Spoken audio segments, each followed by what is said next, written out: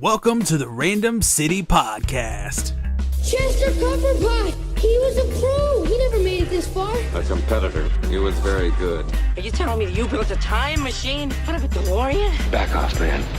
I'm a scientist. Just listen to the old Pork Chop Express speak his advice on a dark and stormy night. A person is smart, people are dumb, panicky, dangerous animals, and you know it. When Godzilla's coming, y'all be tripping. Where did you come from? From your blood. I'm Groot. You will be. You underestimate my power. He's gonna be the third scariest thing on that train. These guys come from legend. They're basically gods. There's only one god, man. And I'm pretty sure he doesn't dress like that. Hello, welcome back to the Random City Podcast. I am Jimmy in Georgia, and it's time to get random once again. And this is episode 75 for August the 31st, 2017.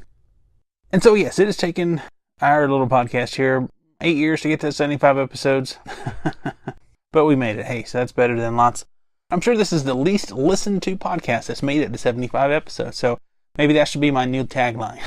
So one thing I do want to mention here in random chatter, and I guess we'll have a Random City Flashback, which we've done before on the show.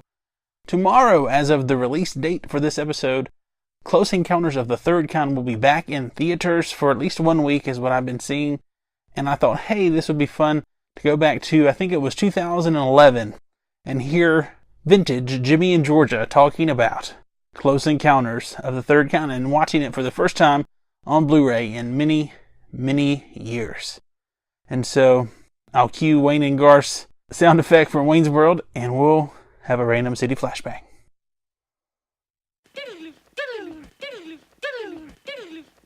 I picked up the 3-disc, actually it's the 2-disc Blu-ray edition of Close Encounters of the Third Kind, and it come with a little collector's book. It's the 30th anniversary edition, and I checked out the director's cut, which had a few of the new scenes that weren't in the original cut, but a lot of the original version was restored because apparently they had changed some stuff and they thought it was better to put it back to normal. And I don't know, I liked the movie. I hadn't seen it since I was young. I was born the year this movie came out. It came out a few months after Star Wars. And interesting side note, Steven Spielberg, George Lucas had a bet as to whose movie would do better that year. I think George Lucas won. But anyway, this movie was pretty good. Like, I remember bits and pieces. I remember mostly the kid being abducted, and I remembered Dreyfuss being obsessed with building his little mountain. That's the main stuff I remember, other than the music and stuff. And I don't know, it was interesting. Some of the time travel type elements of the movie, just how stuff associated with the Bermuda Triangle was actually attributed to aliens, and these planes were found, and later in the movie the people were found. Those kind of things I thought were pretty interesting. Overall, I think it's a really good movie for 34 years ago. Although, one critique, I guess, was the last 30 odd minutes of the movie.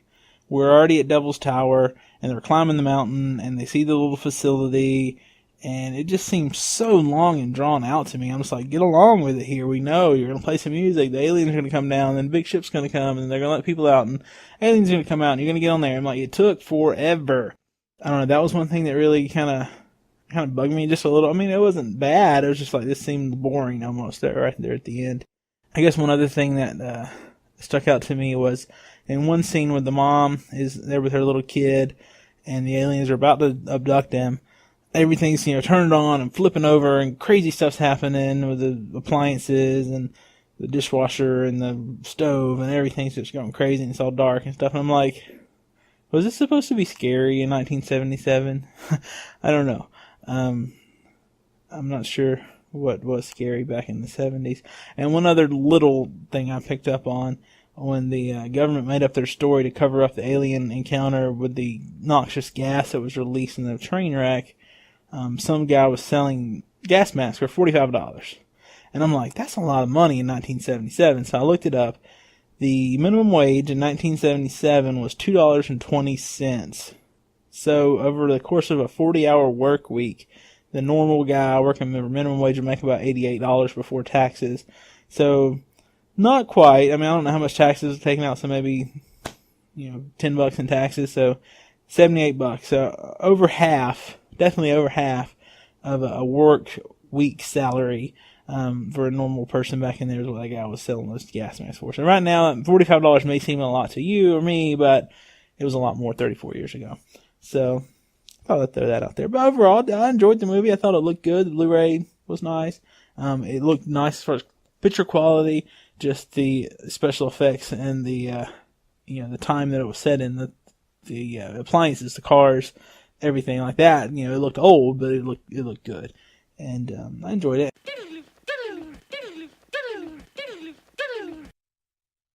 All right, and we're back, and those were some of my thoughts about Close Encounters. Definitely a very influential movie from 40 years ago, which is pretty cool.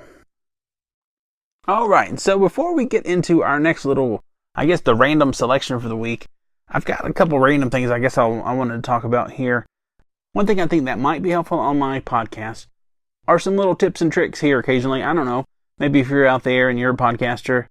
I've been doing this for 8 years. I've had quite a few different podcasts, and I think, in my mind at least, I think over the years I've gotten a little better at doing a one-man show. It's hard. It's not something everyone can do. I listened to an episode of a podcast I've checked out here recently about The Office called Bears Beats Battlestar Galactica, which is, from one of the episodes where Jim was impersonating Dwight. They chose that as their podcast name, and overall it's a pretty entertaining show. Usually there's 2 or 3 people, and they have lots of little jokes and stuff from The Office, and they'll watch a couple episodes and discuss them, and they usually last a really long time. Like, a couple episodes will take them, an hour and a half to discuss. But this last episode that was released, it was just the one co-host, and he had kind of a hard time going through the show by himself, and he even admitted it, and it's difficult, I think. And I think over the years, really for me, I think while I was doing the Supernatural cast about Supernatural from the CW, I think is when I finally got comfortable just talking about stuff. And I think that was, to me, the first show that I actually did that I actually kind of liked. Because I had some kind of stinkers back in the day. I did the What is the Event podcast about the event on NBC. And so many of those episodes I did way too late at night and just wasn't good, didn't sound good, all sorts of different things. I think my Muppets podcast I did was okay for the most part. It just was inconsistent, and it ended after like 14 episodes. The Falling Skies cast, some of those were pretty good, some of them were kind of bad. That one lasted really, honestly, about 3.5 seasons, because I went through literally like an entire season of episodes before the show ever started, and then I did the first 2.5 seasons of the show, and I did shows in between, so it really lasted longer than it did. Like, I forget how many episodes it was, somewhere in the 50 range, I think. I don't know, I could look that up, it doesn't matter, I guess. But anyway, I have learned some things about podcasting over the years, which is the point of all this. And I think one little thing that I've recently picked up that might be helpful, like right now, I realized it was getting late and I hadn't recorded my podcast. I wasn't able to get into my office where I normally would record, and I was like, oh, well, I guess I'll just not have an episode out on time this week. And then I remembered, oh yeah, I have a little lapel mic that I bought a while back that I could plug into my iPhone and record. And granted, this isn't going to sound quite as good as my $100 mic that I normally use, but it's not going to be that different, I don't think. And so I think stuff like that is a good little podcasting pro tip. My random podcast tip. If you can't record on your normal recording equipment, have a backup system such as a lapel mic. And this has been Random Podcast Tips with Jimmy. One thing I think is funny too about podcasting, for years, literally years, like 6 years or so, 7 years even, I've been making random commercials for Steve Glossen's Big Honking Show. And if you listen to his show live, you always hear, and if you go back and listen to the podcast, you'll hear several of them, usually in every episode. I never make stuff like that for my own podcast, which is terrible. I really should, and I think that'd be fun. And one other thing I do want to mention here, I think we mention this every week, I try to, the Random City Podcast is available on YouTube, and so for the last number of episodes now, these episodes have been uploaded on YouTube, and there are 3 of them thus far that do have video to accompany the audio podcast here, which could be more entertaining depending on which episodes those are. 2 of the better ones, I guess, for that are the 2 Ghostbuster 2 trading card episodes, and then there was one episode prior to that that had video of me in the recording area of my office. And then also, if you'd like to, you can check out youtube.com/Jimmy in Georgia. That's Jimmy, I-N-G-A. And on the Jimmy in Georgia YouTube channel, you can find some playlists that include the Random City Podcast videos. You can also see some of Jimmy's Toys Lego stop motion and time-lapse builds. And you can also see some of my art videos. I've got a couple time-lapse videos, and I've got, at this point, 3 kind of art videos about some art supplies that I use, or I have kind of tested out / reviewed. I use a brand of markers called Copics, and I use those to color in my sketches, basically. And they blend together very well. There are some other markers out there that are very similar. I did a video about Artist Loft markers available from Michaels, and didn't really think they held up to the standard of Copics. And then I did just recently, this week, I posted a video about some Ohuhu markers that I found via Amazon. And those markers I actually liked better than the Artist Loft. They're not quite to the standard or the quality of the Copics, but for 50 cents a piece versus like $8 or even $5 with a coupon, it's worth the value that you get for the price. So if you want to check out those videos, again, that's youtube.com/Jimmy, I-N-G-A, Jimmy in Georgia. If you want to like the videos or subscribe, that would be awesome. That would help out my little fledgling YouTube channel. That'd be great. Thank you so much. All right, with all that said, I think I'm going to play a commercial, and then we're going to get into our random selection for the week, which is going to be about some Mario games. So, we'll be right back. Drive, throw, switch. Mario Kart Double Dash is coming November 19th. You can reserve your copy today, and you can get a playable bonus disc free when you buy the game. Only for Nintendo GameCube. Rated everyone. GameCube. I was thinking about this. This is the 75th anniversary of the show, and I was trying to think, okay, I played a clip earlier. What should I actually do? I don't want to just go back and pick out highlights or something of old shows. I don't want to be the clip show guy. Although there are some things early on in the show, especially, I think are kind of entertaining that no one's probably ever listened to, but that's okay. I want to talk about some Mario games. And I don't really know how much I've ever talked about it on the podcast. Like most people who play video games, I think Mario / Nintendo games have been a big part of that for the past 32, 33, maybe longer years. For me, at least. And here recently, I've kind of had a revival of some sort of playing Mario games. I guess it was Christmas. My wife bought me a Wii U from one of our cousins who didn't play it much, and so we got that. And I'd gotten a couple Wii U games over the past 7 months or so. And then a few weeks back, my wife bought us, because she likes it too, Mario Kart 8 for my birthday for the Wii U. And so we've been playing lots of Mario Kart the last several weeks. And also, I'd been wanting Mario Maker since I got the Wii U. And so I was able to pick that up not too long ago as well. And so just between those two games, and then I also have I have lots of Nintendo stuff. And again, I don't think I've really talked too much about the Nintendo things. And I figured that would be a good random topic for this week. Love the Mario Kart games. I've got several. I have the GameCube version, which was Mario Kart Double Dash. That was the first one I ever owned as far as the Mario Kart series. I have a Nintendo 3DS, and I have, for that, the Mario Kart DS, and then Mario Kart 7, which was for the 3DS. Then I have the Wii, so I have that Mario Kart Wii, and we got the Wii U, so now I have Mario Kart 8. So I have a good chunk of them. The first couple early on, I never have picked up as far as like the virtual games you can get on the Wii and Wii U.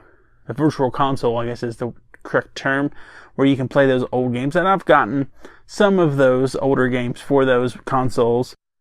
Like, for example, I got Super Mario 64 for the Wii and the Wii U, I guess technically. And then I also got Paper Mario 64 or whatever that was called. And I've gotten a few of the older ones. One thing I don't know, I guess I don't like about Nintendo is the games that I purchased on the 3DS don't transfer to the Wii U and etc. back and forth. Just, random example. When I got the 3DS, I bought Super Mario Bros. 2. But it won't let me play that on the Wii or the Wii U.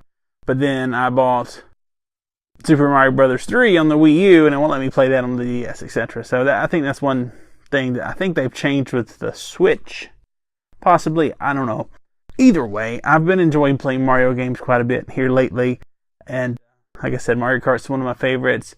I've also finally got back into one of the games, really the only game I got when I first got the Wii U was the Super Mario 3D World, I think was the name of it. It was the one that was basically $20. It was already a greatest hits title at the time when I picked up that one. And I played through most of it and never actually defeated the last 2 worlds. And so I'm up to the very last level and I have to get a few more green stars before I can defeat Bowser. So that'll be fun to do that sometime in the near future. And then so anyway, playing my Wii U, which is so popular and awesome and, you know, the top rated game system ever. But I have broken out the 3DS and played it a little more lately as well. So yeah, I guess that's another just random topic. And so if you have any thoughts about what your favorite Mario game is, or even your favorite Mario Kart game, I mean, there's all sorts of different Mario things. Like Mario Party is another good example. Those are fun little games. So yeah, if you have any thoughts about Mario or other Nintendo games you want to talk about, send us in some messages on our social medias or via email or text or phone calls. All those things will work. I guess that's going to wrap up this random short episode 75 of the Random City Podcast. If you have any thoughts or ideas, anything you'd like to send in to us, email us at randomcitypodcast@gmail.com. Hit us up on social media at Random City on Twitter, at Random City Podcast on Instagram. You can also call into the show or text message 773-71-RANDOM. The show is available in all sorts of ways, in iTunes and Google Play, in the Satchel Player, in the Apple Podcast app. And then also, if you look for Jimmy and Georgia Radio, the podcast is available in Stitcher, and Jimmy and Georgia Radio is available also in iTunes. So all sorts of ways you can find the show. If you have a chance, if you'd like to, if you'd care to, please consider rating and reviewing the show in any of those. That would help the show out, and I would appreciate that. And I guess with that all said, I will wrap this episode up, and we'll see you next time for episode 76 of the Random City Podcast. And until then, I'm Jimmy and Georgia. Peace.